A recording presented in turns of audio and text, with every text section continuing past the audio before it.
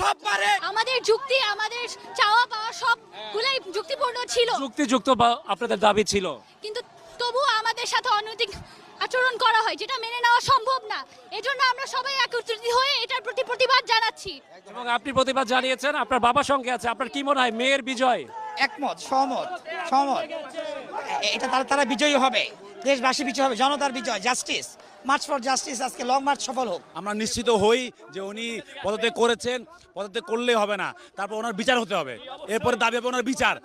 উনি একজন গণহত্যার আসামি, ওনার বিচার আমরা চাই, ওনার বিচার হোক, তারপরে আমরা মানবো, তাকে মানবো না। চূড়ান্ত দাবি আমাদের সমন্বয় থেকে না আসা পর্যন্ত আমরা রাজপথ ছাড়বো না, ইনশাআল্লাহ।